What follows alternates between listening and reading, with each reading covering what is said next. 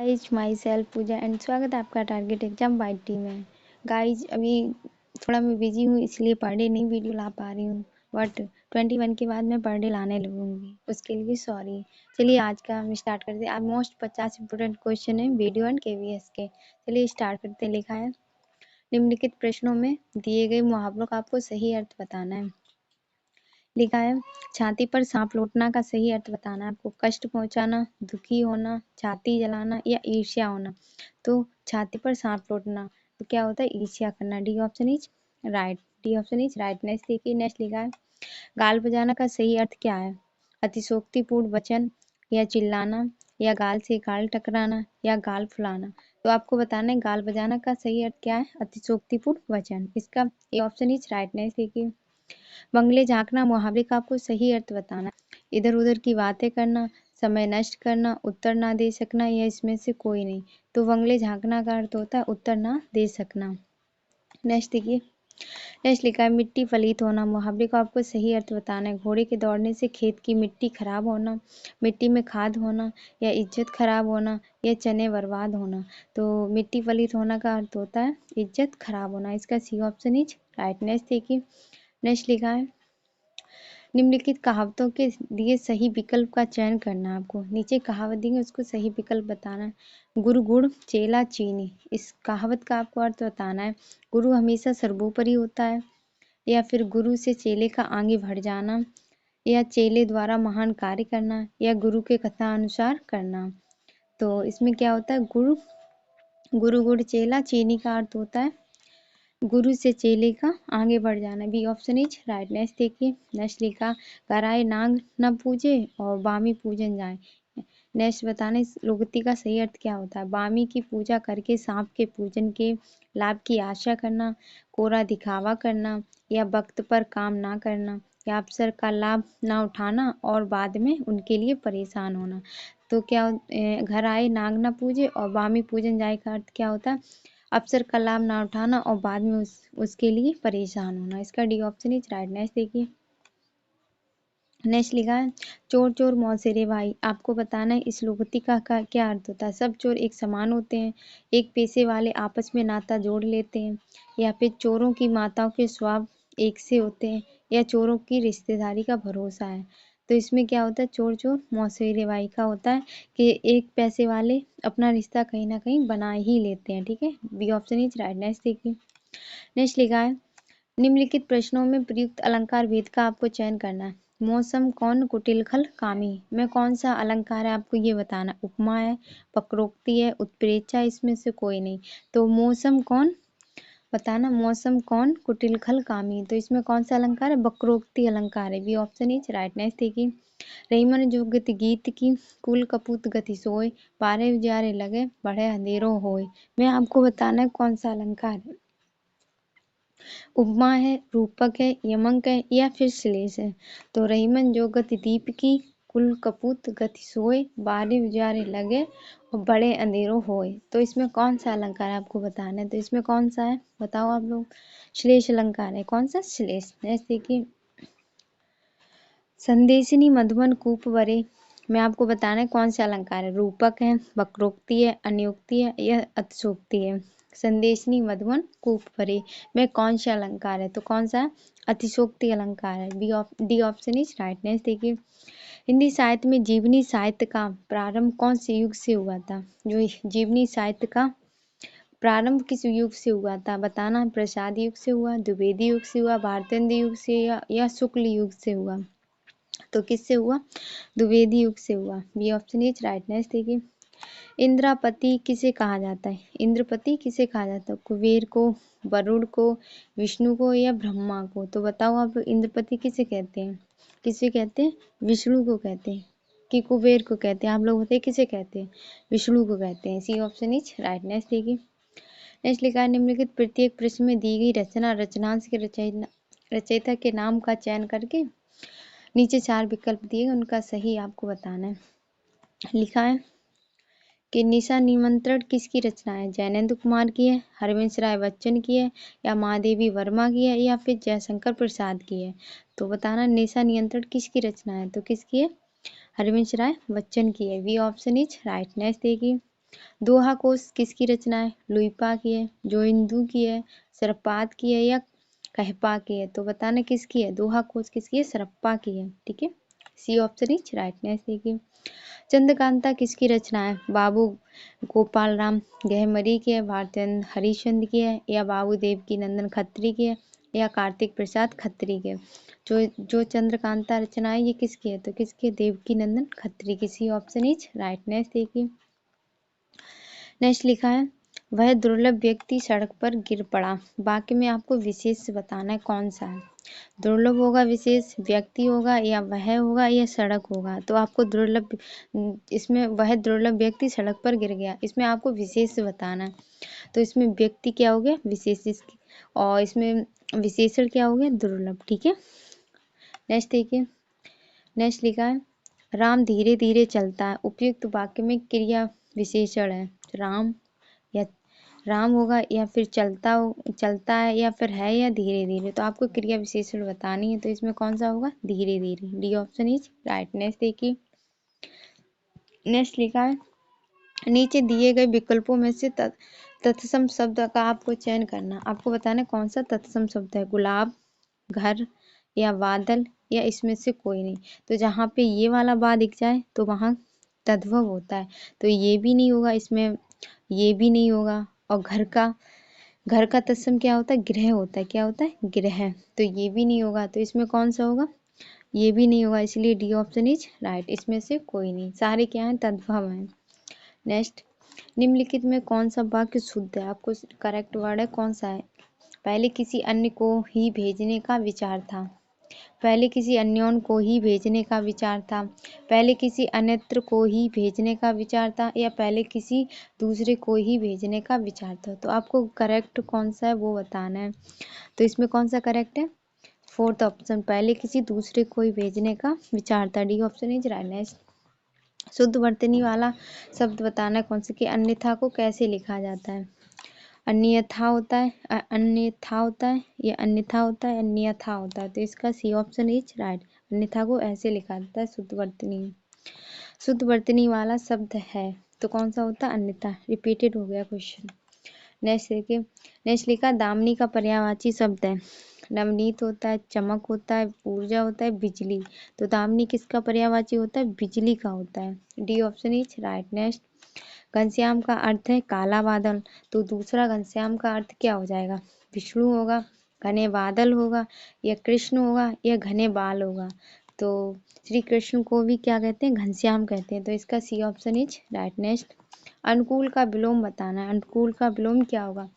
परिकूल होता है, कूल होता है, विकूल होता है, प्रतिकूल होता है? तो अनुकूल का अपोजिट क्या हो जाएगा? प्रतिकूल हो जाएगा। D option is right. Next, समय की दृष्टि से अनुकूल के लिए सही शब्द आपको बताना कि कौन सा है।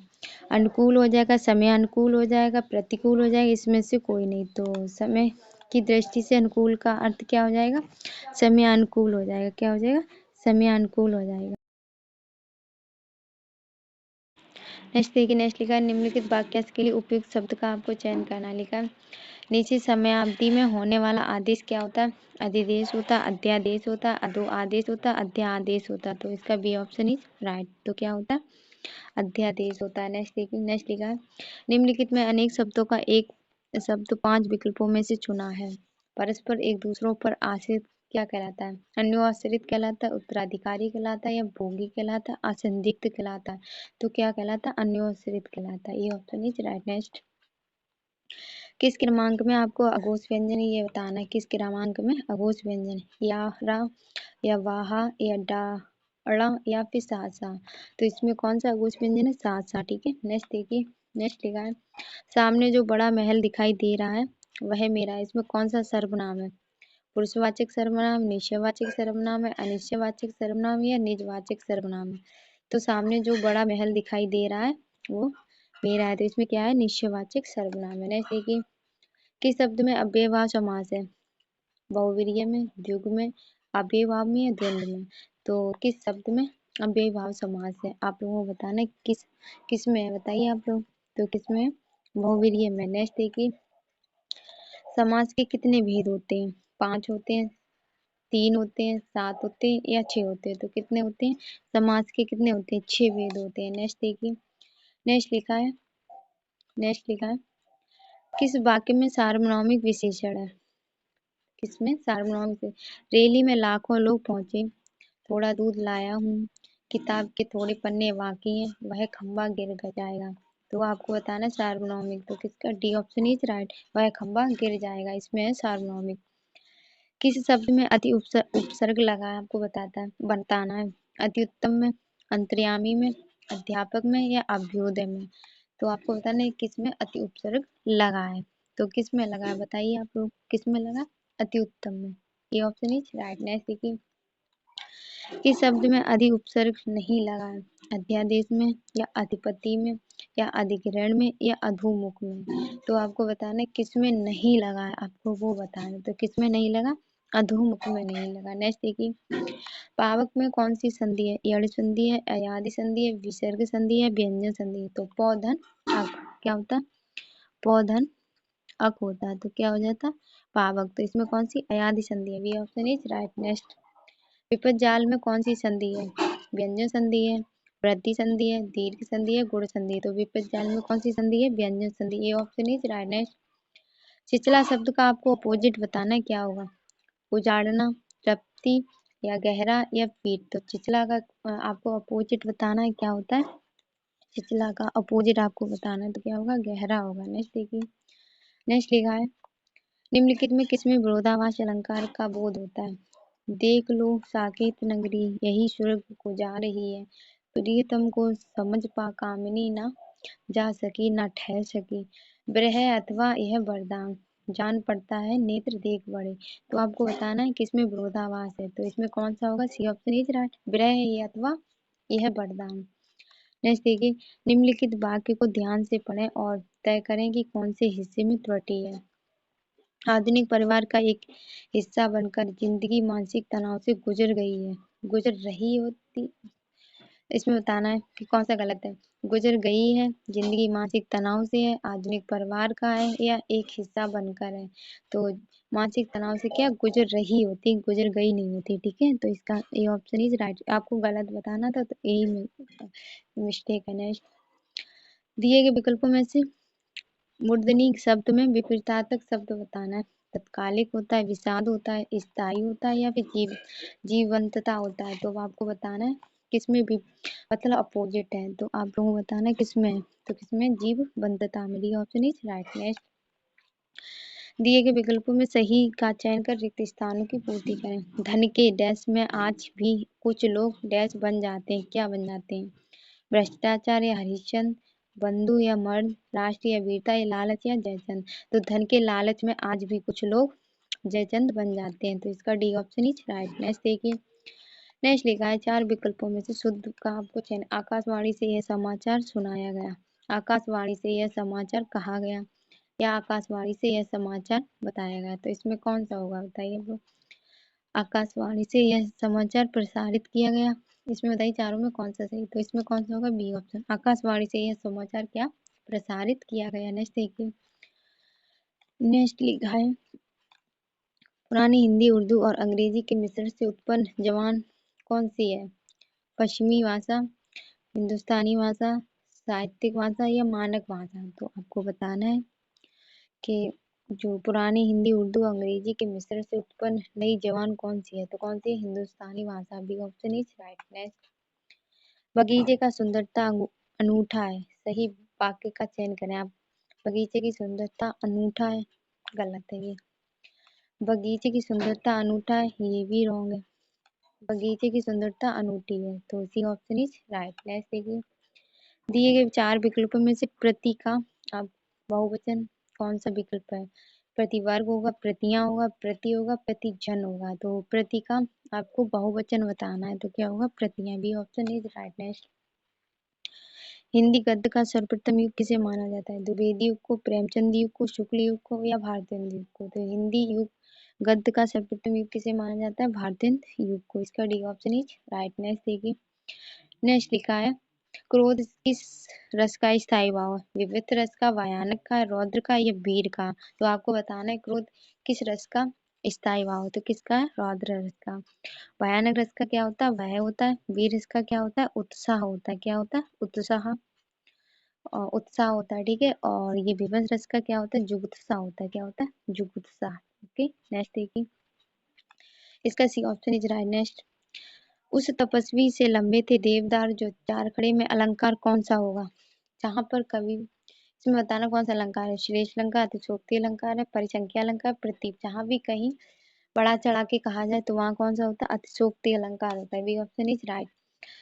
चारों चरणों में समान मात्राओं वाले छंद को क्या कहते हैं? मात्रिक समछंद, मात्रिक विषम छंद, मात्रिक अर्धसम छंद, या उपयुक्त में से सभी। तो जहाँ चारों चरणों में समान मात्राओं वाले को क्या कहते हैं? मात्रिक समछंद कहते हैं। Option is right. Next, Mahadevi Verma को कौन सा पुरस्कार मिला था?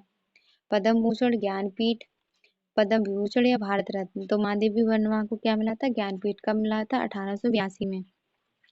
किस रचना के लिए मिला था? यामा के लिए मिला था, ठीक है। नेक्स्ट देखिए, रसमीमांसा के लेखक कौन है? रामचंद्र शुक्ल है, नगेंद्र शर्मा या सच्चिदानंद अके हैं, निराला जी हैं। तो रसमीमांसा के लेखक कौन है? बताइए आप लोग कौन है? रामचंद्र शुक्ल है। आई होप आप लोगों को ये क्लास पसंद आए। मैं चार ऑप्शन इसलिए डिस्कस नहीं करूँगी क्योंकि क्लास बहुत बड़ी हो जाएगी, इसलिए आई होप आप लोगों को क्लास पसंद आए। अगर पसंद आए तो please like and subscribe. Thanks for watching.